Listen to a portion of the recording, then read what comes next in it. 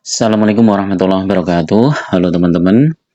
Di video kali ini coba kita bahas ya perbandingan antara deposito dengan saham ya teman-teman. Khususnya bagi teman-teman yang masih ragu ya apakah lebih baik dananya diinvestasikan di saham ataukah di deposito ya, ataukah malah dipecah ya. Ini nanti kita bahas di video kali ini ya. Nah, kalau kita lihat di berita tanggal 17 Januari ya, sekitar hari Kamis ya.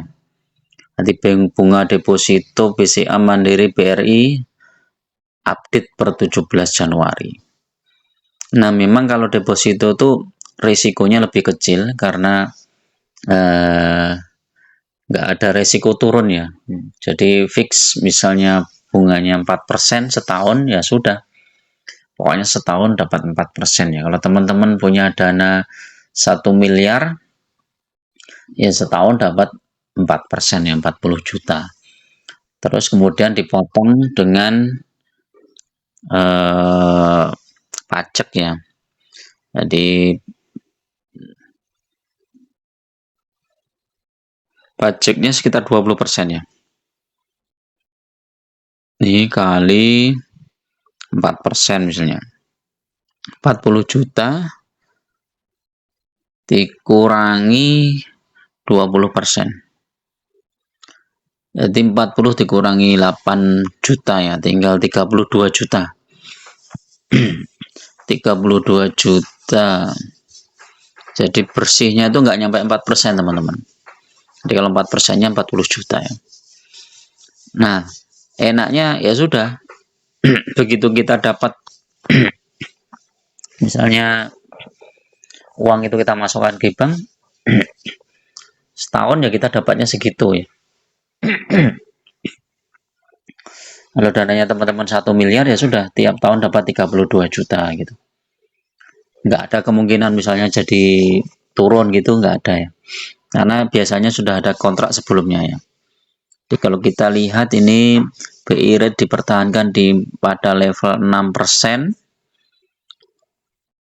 Nah, suku bunga deposito 1 bulan dan suku bunga kredit Desember 2003 tercetak paling rendah 4,69. Kalau suku bunga kreditnya 9, depositonya 4,69, kreditnya 9,25% ya. Nah, kalau BCA ini coba kita lihat. BCA ini tenor 1 bulan jadi 3,25% ya per tahun ini teman-teman ya, bukan per bulan ya. Jadi per tahun jadi 3,25%. Ini masih nanti dipotong pajak 20% ya dari hasilnya itu ya. Tenor 3 bulan jadi 3,25.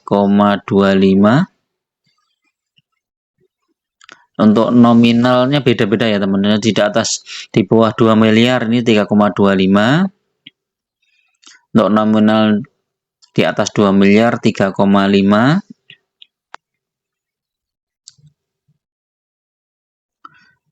Turun ya. Jadi dari 3,25 turun ke 3%.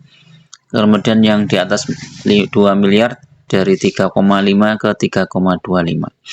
Nah, kalau kita lihat ini suku bunganya. Ini ya, teman-teman.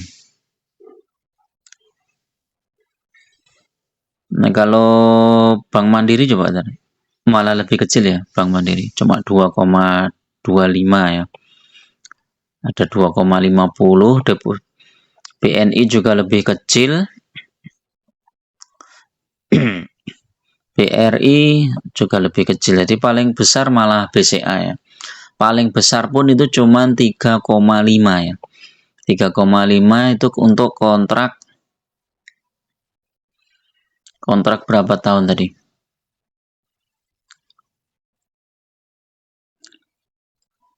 Di atas 2 miliar 3,25 ya, di atas 2 miliar.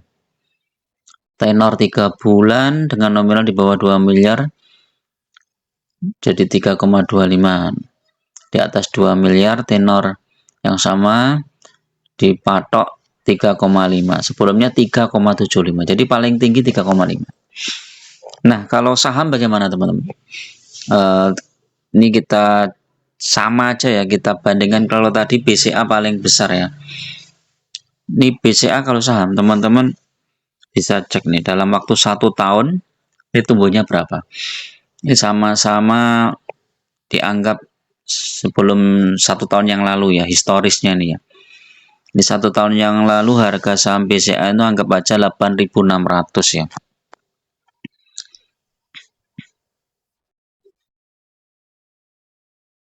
Sekarang 9625. 9625 dikurangi 8.600.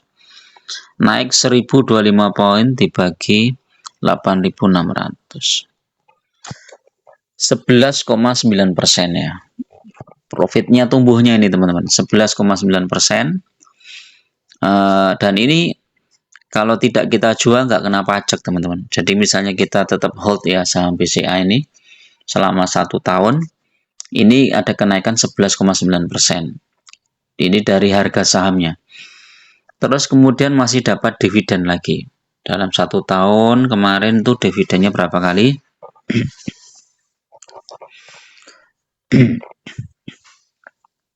Dari 2 kali dividennya 170 dan 42. 170 tambah 42. 212 dibagi 8.600. Masih dapat dividen 2,4%. Nah, yang dividennya ini yang kena pajak ya, karena begitu dibayarkan dia langsung dipotong pajak ya. Jadi kita sudah dapat bersih itu yang di akun kita ya. Jadi kalau kita tambahkan tadi 11, ini tambah 2,4, ini 13, sekian persen ya. Sini jauh lebih besar dibandingkan dengan deposito. Apalagi kalau saham yang kita pegang BRI ya teman-teman. Ya Pak, BRI ini kayaknya lebih bagus nih. 1 tahun yang lalu ini 48, sekarang 58. Hampir 1000 dibagi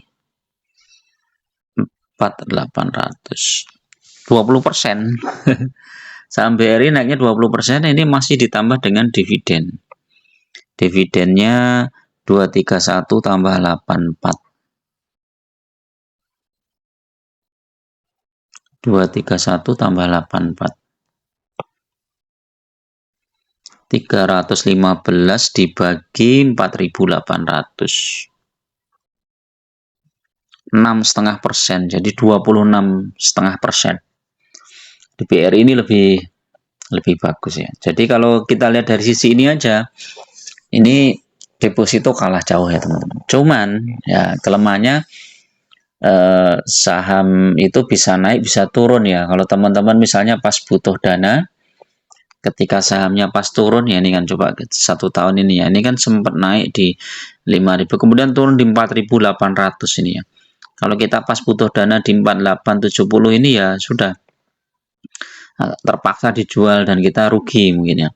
Tapi kalau kita lihat dari sini ya gitu, saat pembelian awal tahun kemarin ini ya hampir sama ya. Cuma kalau deposito kan dia sudah bisa diperhitungkan ya marginnya ya, karena walaupun belum 1 tahun kan dia bisa dihitung tergantung kontraknya ya, 3 bulan, 6 bulan atau 1 tahun ya, tergantung kontraknya.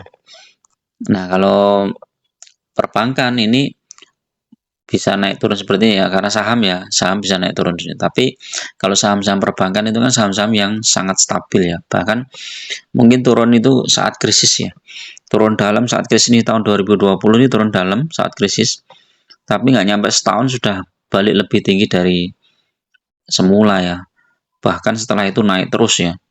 Jadi ini bahkan di 2020 ini di sampai 2.400 ya, kalau kita beli saham di sini ini udah 2 kali lipatnya ya sekarang. Jadi itu teman-teman ya, jadi kalau ya semua ada risikonya ya teman-teman. Kalau saham itu risikonya adalah kalau sahamnya turun gitu kan, tetapi kalau deposito risikonya adalah ya itu imbal hasilnya kecil.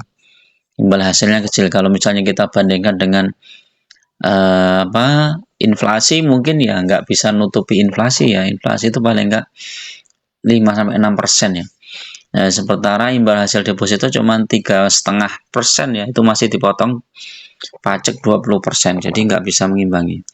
Kalau saya secara pribadi lebih baik ke saham, tetapi pilihlah saham-saham yang fundamentalnya bagus ya, seperti saham-saham perbankan itu fundamentalnya bagus, tidak perlu